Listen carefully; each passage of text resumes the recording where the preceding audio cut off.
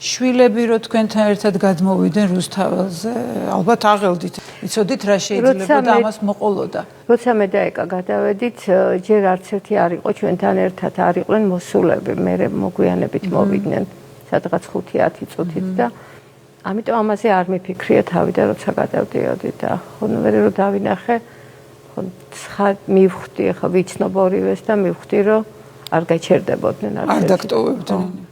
არა ლოგიკური დედას გადმოყვნენ ხო? რა პრინციპში წინა დღეებში ისეთი მოჭიმულები იყვნენ რომ ხვდებოდი რომ შეიძლება უჩვენოდაც იგივე ნაბიჯი გადაედგათ, მაგრამ ხო ეს რაღაცა ისე მე ვხვდები რომ ახლა მათ ეს შინაგანად მათთვის ეს იყო რაღაცა დამამშვიდებელი. რაღაც ისეთი საქციელი რამაც ხო?